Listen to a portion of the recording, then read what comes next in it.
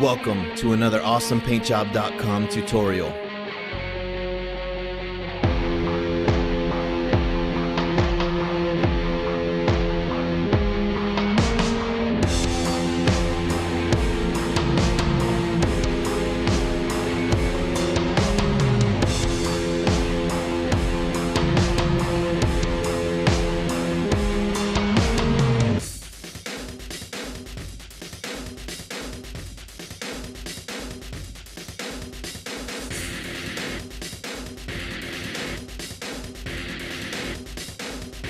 The model was first airbrushed with Vallejo Model Air Primer.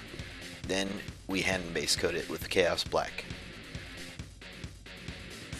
On a side note, I've actually switched over to priming all my models with the airbrush, and you can see why the model is just so smooth. You can't beat that finish. It's really hard to even tell that the model was primed besides the base being a different color.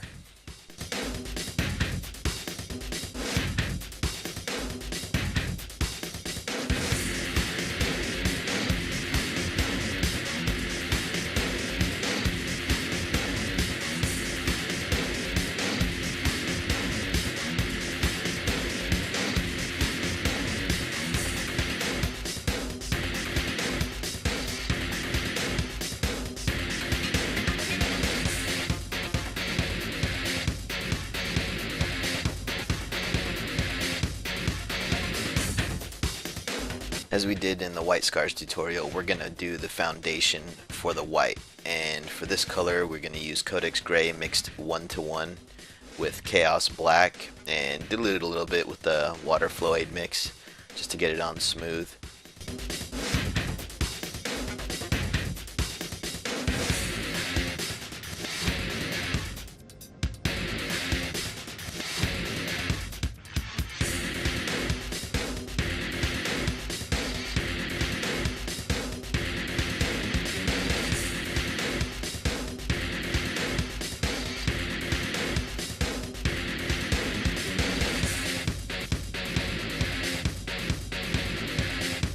Once that coat is even, you will take the same color, and this will be the first highlight that you will hardline onto all the black.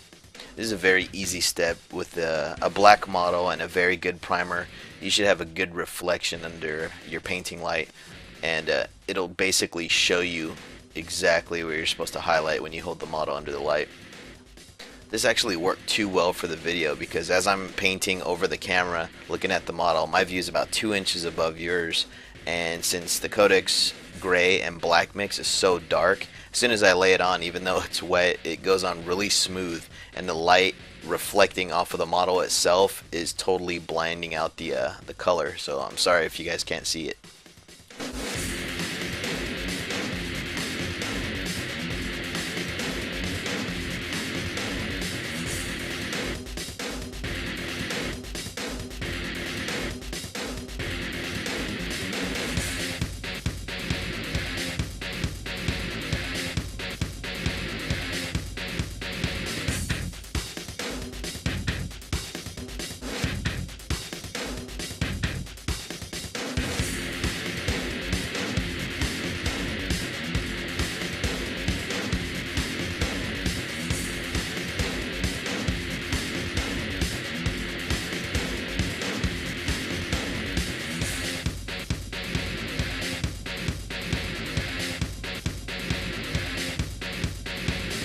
I know I usually shoot you guys through these tutorials pretty quick, showing about 20 to 30 seconds of each step and then moving on to the next one, but I decided to leave a lot of the actual footage of me doing the hardlining just because it's important to know that even though in the video I'm going 100 miles an hour, that you need to take your time and do it right. I mean, using grays on black is very devastating if you don't take your time.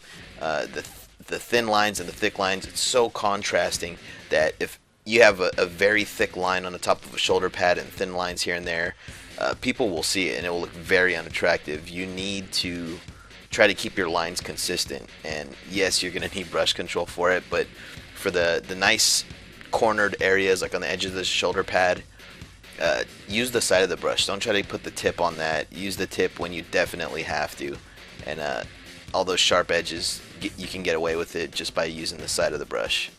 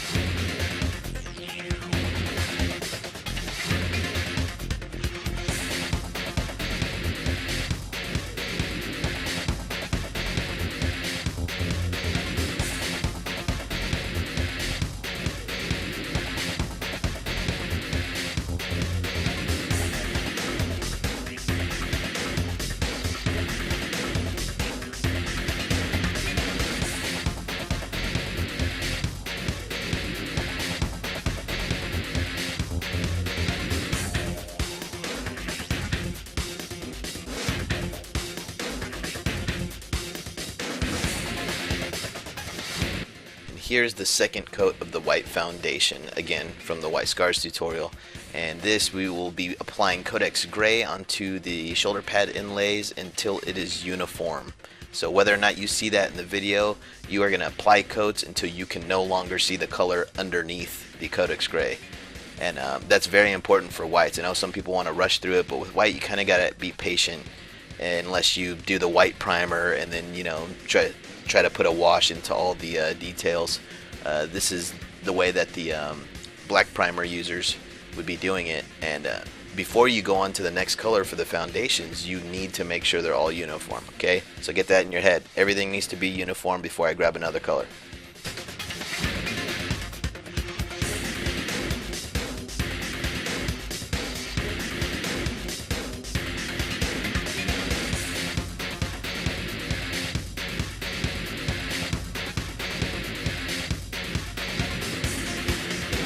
When you're done with the shoulder pads, use that Codex Gray and that will be your actual final highlights. You kind of want to concentrate on getting just the glints. Hold the model under the light, and even though you might get some reflections depending on how many lights you have in the room, pick the light that looks best for the model, and whatever light you choose, make it uniform throughout that side of the model, on the front, whatever. Look at the model from one angle, like when you're holding the model and you're looking at just the back and you're holding it under the light, hit all the areas that light's hitting from the direction you're looking at, because when you turn it, the light's going to bounce off of something else and you're going to think, oh well, on the left leg I totally forgot to hit that because I turned the model. And it's not that way. It's kind of like non-metallic metals. A lot of those guys that do the different techniques to get their lighting effects, they pick one point and they look at the model from that point and use that as the reference for the whole time. That's why usually a model will look good from the front and the back, and when it looks kind of weird from the side, that's because they were using the front and back as reference, and that's usually what people are looking at. So, you know, pick your point that has the reflections that you want and stare at the model that way while you're doing your highlights. Yes, now we finally get to the white. Now, white is kind of weird. Like, usually I dilute my paints 1-to-1. White, not so much. I mean, you kind of got to know, depending on what paint you use and how old it is, and how much you need to dilute it in order to get a nice, even coat. If it's getting rough on you, that means it's too thick and you're getting brush strokes and stuff. And this actually took a while to get the white even, but it was so much easier doing it over Codex Gray versus say the darker grays, and it's just fantastic. So keep at it, and if you want to speed up the process when you're laying it on pretty thick with the paint, use a blow dryer and speed up the process. You know, get that paint dry faster so you can layer and layer. And that's what happens with trouble colors. You know, use a blow dryer and get those colors dry really quick between, and you'll discover how easy it is. So I will see you guys in part 2.